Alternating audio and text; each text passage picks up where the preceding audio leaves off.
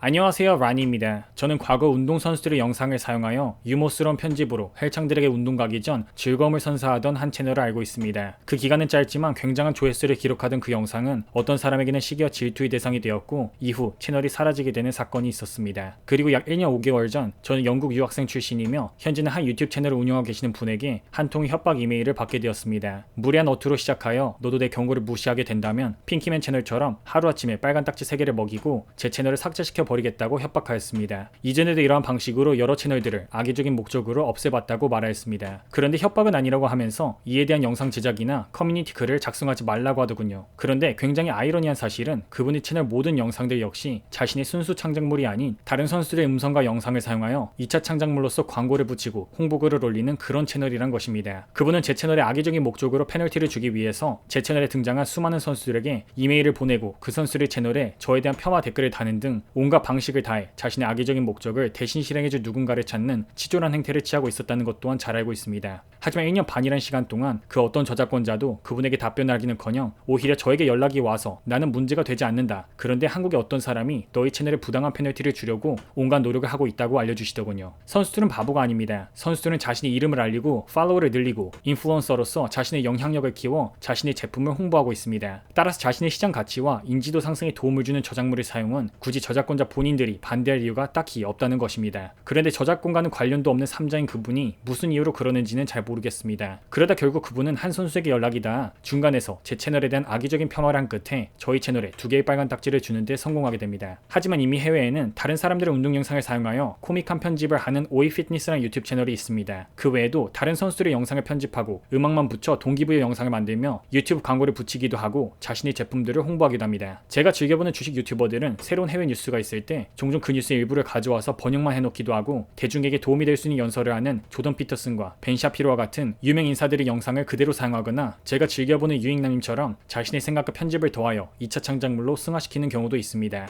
이 외에도 영화, 드라마, 애니메이션 그리고 심지어 다른 유튜버 영상을 리뷰하는 등 이미 국내외를 통틀어 수많은 리뷰 컨텐츠를 통한 다양한 시청각 자료가 2차 창작물로서 유튜브에 업로드되고 있습니다. 실제로 유튜브 수익 창출 정책에 따르면 평론가 리뷰를 위한 동영상 사용, 대사를 바꾸고 목소리를 바꾼 영화의 한 장면, 선수의 성공적인 장면에 내 설명을 덧붙인 스포츠 경기 다시 보기, 원본 동영상에 대한 내 의견을 밝히는 리액션 동영상, 다른 크리에이터 영상에 줄거리 또는 해설을 더한 편집물은 분명 수익 창출이 가능한 재사용 컨텐츠로 인정받고 있고 제가 만들던 운동 루틴 리뷰 영상은 이에 해당됩니다. 물론 저작권은 보호를 받아야 하는 순수 창작물입니다. 하지만 혐오 표현에 반대하더라도 표현의 자유가 억압당하면 안 되는 것처럼 저작권을 보호하는 것이 공정 사용을 무시하는 것이 되어서는 안 됩니다. 실제로 미국 판례 중에서는 다른 저작권자 영상을 리뷰하여 천문학적인 수익을 창출하던 해외의 한 리뷰 유튜브 채널에 대해서 저작권자가 직접 고소하였음에도 법적 공방 끝에 공정 사용이 인정된 바 있습니다. 따라서 단순히 수익 창출 자체만으로 무조건적으로 공정 사용이 인정되지 않는 것은 아닙니다. 실제로 저는 1년 반 전에 저런 협박 메일을 받은 후 법률 변호사의 자문을 받아본 결과 저희 영상은 원본 영상을 그대로 가져다 사용한 것이 아니라 모두 저희 목소리가 함께 녹음되어 독창적인 분석 및 코멘트가 들어간 편집물로 원 저작물과는 다른 가치를 지닌 2차 창작물로 간주될 수 있다는 답변을 받았습니다. 그래서 악의적인 목적으로 그분에 의해서 받게 된 제 채널의 빨간 딱지 문제를 해결하기 위해서 그리고 혹시나 제 영상들이 문제가 된다면 그 부분에 대한 책임을 지기 위해서 그리고 혹시나 그 선수가 저희 영상의 내용과 목적에 대해서 오해가 있다면 해결하기 위해서 제가 먼저 그 선수에게 공정 사용에 대한 내용을 역통보로 보낸 것이지 직접 고소할 권리도 없는 제3자인 그분이 저를 고소하겠다고 선언하고 제가 벌벌 떨고 있는 상황이 아니었습니다. 물론 그분은 아쉬워하고 있겠지만 해당 운동선수가 저희 공정 사용 주장에 대한 아무런 법적 조치를 취하지 않아 제 채널에 들어온 빨간 딱지는 현재 모두 사라진 상태입니다. 그뿐 아니라 저는 그분의 주장과는 다르게 1년 5개월 전 그분으로부터 협박 이메일을 받은 이후로 제가 사용하는 운동 영상들에 대한 저작권을 가진 채널 대표자들에게 영상 사용 사실을 알리고 영상 게시를 원하지 않는다면 언제든 빠른 조처를 취할 테니 연락을 달라는 이메일 혹은 DM을 보내왔습니다. 그런데 왜 정작 저작물에 대한 권리를 가진 당사자도 아닌 그것도 본인도 다른 사람들의 영상물을 사용하며 재사용 컨텐츠를 제작하시는 분이 왜 이러는지 정말 이해가 가질 않습니다. 그리고 기부를 한다고 해서 자신만 특별하게 다른 사람의 영상을 사용할 명분이 생기는 것이 아닙니다. 또한 기부는 남들이 보이지 않는 곳에서 했을 때 그 진정성이 묻어나는 것입니다. 그러한 이후로 저는 제가 기부할 때마다 무수한 익명의 기부자들과 마찬가지로 자랑하지도 않고 떠벌리지도 않습니다. 그리고 많은 구독자분들이 저희 운동 루틴 리뷰 영상을 통해서 도움을 받았다며 고맙다는 말씀을 해주셨습니다. 한 분 한 분 진심으로 감사드립니다. 그리고 저는 제가 영어를 잘한다고 말한 적이 없습니다. 미국인인 제 약혼녀에 비하면 항상 부족하다고 느끼고 있기 때문입니다. 그래도 10년 전 캐나다에 이민을 오면서 나름 이 나라 사람들에게 뒤처지지 않기 위해 운동도 공부도 영어도 나름 열심히 노력해왔습니다. 그런데 그분은 얼마나 영어를 잘하는지는 모르겠지만 저에게 영어도 못하는 잼민이 소시오패스라며 인신공격을 하시나요? 제가 정말로 잘못한 부분이 있다면 저급한 언어를 사용하며 대중을 선동하려 하기보다는 잘못에 대한 부분만 팩트로 짚어주시면 감사하겠습니다. 그리고 제 경제적 사정을 걱정해 주셨는데 현재 저는 유튜브 외에도 따로 하고 있는 비즈니스가 있고 설령 직접 고소할 권한이 없는 분이 어떻게 법적 절차를 진행하게 되더라도 충분한 자금력이 있으니 걱정하지 마시기 바랍니다. 세상에는 두 가지 부류의 사람이 있습니다. 자기 자신에게는 관대하고 남에게는 막대하며 내로남불로 무장한 채 오직 자신만이 정의롭다고 착각하는, 그리고 자신의 시간과 열정을 맞춰 남을 깎아내리면 그만큼 자신의 가치가 올라간다고 착각하는 사람과 다른 사람을 신경 쓰기보다는 자신의 발전만을 위해 묵묵히 앞으로 정진해 나가는 사람이 있습니다. 구독자분들은 어느 쪽이신가요? 모든 판단은 구독자분들께 맡기도록 하겠습니다. 그리고 이번 영상을 처음이자 마지막으로 더 이상 그분에 대한 언급할 일이 없기를 바랍니다. 다소 좋지 않은 내용으로 영상을 만들게 되었지만 저는 앞으로 구독자분들의 근성장을 위하여 제가 할 수 있는 최선을 다하도록 하겠습니다. 구독자분들 모두 건강하시고